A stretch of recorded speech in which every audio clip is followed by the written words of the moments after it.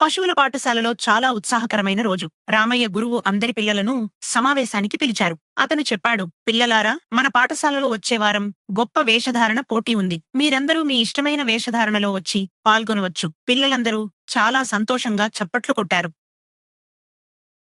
Assembly తర్వాత రాజశేఖర్ తన స్నేహితుల దగ్గరికి వచ్చాడు.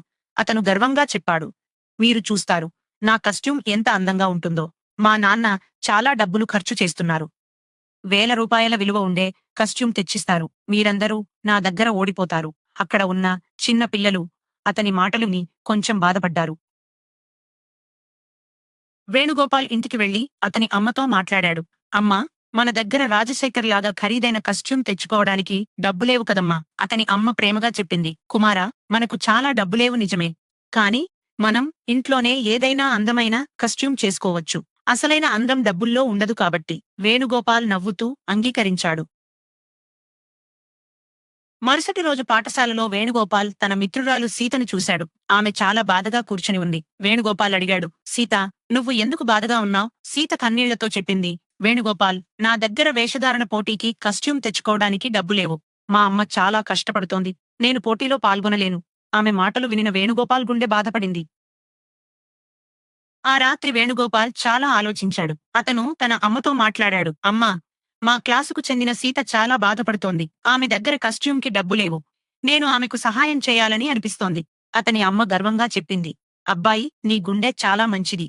మనం 2 కస్ట్యూమ్స్ తయారు చేసేందుకు ప్రయత్నిస్తాం. మనకు ఉన్న పాత బట్టలతోనే ఏదైనా అందంగా చేసుకుందాం.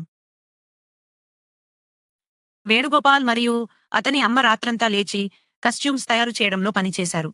వారు పాత బట్టలను, పేపర్లను, రంగులను వాడి చాలా అందమైన కస్ట్యూమ్స్ తయారు చేశారు. వేణుగోపాల్‌కి సూపర్ హీరో కస్ట్యూమ్ మరియు సీతకి అందమైన యుక్త వయస్సులో ఉన్న యువరాణి కస్ట్యూమ్ తయారు చేశారు. రెండూ ప్రేమతో చేయబడ్డాయి, డబ్బుతో కాదు. పోటీ రోజు వచ్చింది. పాఠశాలలో అందరు పిల్లలు వివిధ రకాల కస్ట్యూమ్స్ ధరించి వచ్చారు. రాజశేఖర్ చాలా ఖరీదైన రాజు కస్ట్యూమ్ ధరించి వచ్చాడు. అతని కస్ట్యూమ్‌లో నిజమైన బంగారం మరియు వజ్రాలు కూడా ఉన్నాయి. గీత అందమైన డాన్సర్ కస్ట్యూమ్ ధరించింది. ఇతర పిల్లలంతా వైవిధ్యమైన కస్ట్యూమ్స్‌లో కనిపించారు. అందరూ చాలా సంతోషంగా ఉన్నారు. పోటీ మొదలయ్యింది. రాజశేఖర్ మొదట వేదిక మీదకు వచ్చాడు. అతని కస్ట్యూమ్ నిజంగా చాలా అందంగా ఉంది మరియు ఖరీదైనది. అందరూ అతని కస్ట్యూమ్ చూసి ఆశ్చర్యపోయారు. కానీ రాజశేఖర్ చాలా గర్వంగా నడిచాడు మరియు ఇతర పిల్లలను చిన్న చూపుతో చూశాడు. అప్పుడు ఇతర పిల్లలు వారి వేష ప్రదర్శనలు ఇచ్చారు. గీత చాలా అందంగా డాన్స్ చేసింది. చివరగా వేణుగోపాల్ మరియు సీత వేదిక మీదకు వచ్చారు. వారి కస్ట్యూమ్స్ ఖరీదైనవి కాకపోయినా చాలా అందంగా మరియు ప్రేమతో తయారు చేయబడ్డవి కనిపించాయి. కానీ అసలైన మాయ అప్పుడు మొదలయ్యింది. వేణుగోపాల్ వేదిక మీద ఒక చిన్న కథ చెప్పాడు, మిత్రత్వం మరియు పరస్పర సహాయం గురించి. సీత అతనికి తోడుగా అందమైన పాట పాడింది. వారి ప్రేమ మరియు మిత్రత్వం చూసిన అందరికీ గుండెలు హత్తుకున్నాయి. రామయ్య గురువు వేదిక మీదకు వచ్చి అందరితో మాట్లాడారు. పిల్లలారా, ఈ రోజు మనం చాలా అందమైన కస్ట్యూమ్స్ చూశాం. రాజశేఖర్ కస్ట్యూమ్ చాలా ఖరీదైనది మరియు అందమైనది. కానీ వేణుగోపాల్ మరియు సీత మనకు చాలా గొప్ప పాఠం నేర్పారు. అసలైన అందం డబ్బుల్లో కాదు, ప్రేమలో మరియు మంచి గుండెలో ఉంది. వేణుగోపాల్ తన మిత్రురాలికి సహాయం చేసిన విధానం చూసి మనందరికీ గర్వం కలిగింది. కాబట్టి ఈ సంవత్సరం వేషధారణ పోటీ విజేతలు వేణుగోపాల్ మరియు సీత. అందరు పిల్లలు చప్పట్లు కొట్టారు.